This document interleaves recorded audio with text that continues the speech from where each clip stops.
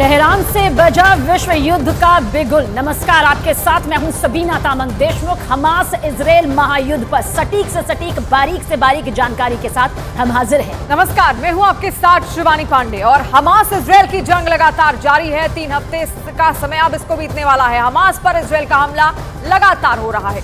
IDF ने Hamas पर हमले का बाकायदा वीडियो भी जारी किया है और दावा किया जा रहा है कि इस हमले में हमास ने खान यूनिस के कमांडर को मौत के घाट उतार दिया।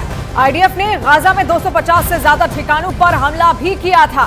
तो ऐसे में कई कमांडर हमास के यहां पर ढेर हो रहे हैं और ऐसे में जो कार्रवाई है इजरायल की ओर से लगातार जारी है। इन 20 दिनों में इंसान ने अपनी जिंदगी खोई है। तबाही का वो खौफनाक मंजर देखा है जो 7 अक्टूबर से ही शुरू हो गया था और सिलसिलेवार तरीके से लगातार ये युद्ध खतरनाक मोड़ पर नजर आ रहा है। विश्व के कई ऐसे देश हैं जो 2 हिस्सों में इस पूरे महायुद्ध को लेकर बंट भी चुके हैं।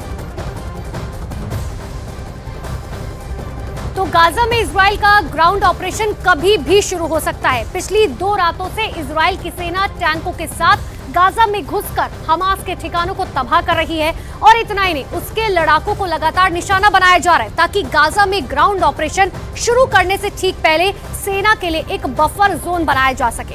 देखिए, इजराइल फिलहाल जो है वो ये मानकर चल रहा है कि गाजा में एक बार घुसने के बाद हमास के खात्मे में महीनों लग सकते हैं और इसीलिए इजराइल ने एक लंबी जंग की तैयारी कर ली है, जिसके तहत इजरायली सेना ने जनवरी 2024 तक अपने 3 लाख से ज्यादा रिजर्व फोर्स तैनात रखने का फैसला किया है और हथियारों का स्टॉक जमा करने में जुट गया।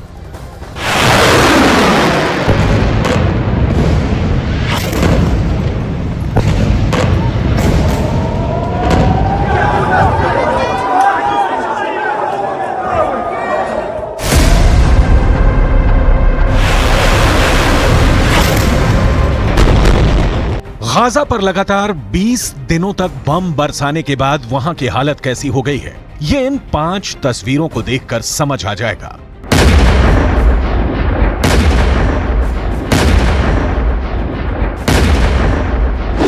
तस्वीर नंबर 1, तस्वीर नंबर 2, तस्वीर नंबर 3, तस्वीर नंबर 4, तस्वीर नंबर 5।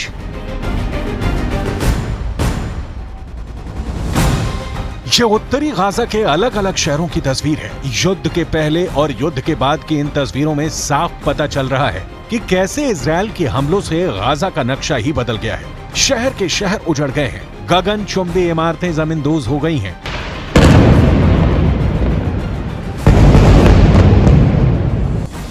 हमास का दावा है कि गाजा में इजरायल के हमलों से 29,000 इमारतें पूरी तरह से बर्बाद हो गई हैं। अब ये इमारतें रहने के लायक नहीं हैं, यानी कि इन इमारतों में रहने वाले लोग जो जिंदा बचे हैं वो बेघर हो चुके हैं। अब उनका पता, ठिकाना, आसरा और बसेरा गाजा के राहत शिविर में है।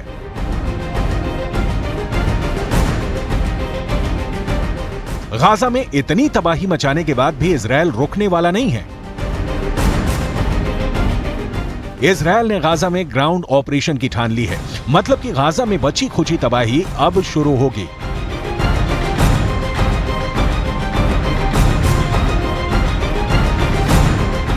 जब इजरायल की सेना टैंकों के साथ गाजा में घुसेगी और हमास को पनाह देने वाली एक-एक इमारत को मिट्टी में मिलाते हुए आगे बढ़ेगी। इस ग्राउंड ऑपरेशन के लिए इजरायल ने क्या तैयारी की है, जरा वो भी जान लीजिए। इजरायल ने हजारों मिसाइलें, बम, रेडार और मिलिट्री उपकरण जमा कर लिए हैं। अमेरिका ने इजरायल के लिए पश्चिमी एशिया में अपने इमरजेंसी वेयरहाउस खोल दिए हैं। इजरायल के डिफेंस इंडस्ट्री ने विदेशियों को हथियार सप्लाई करने पर रोक लगा दी है।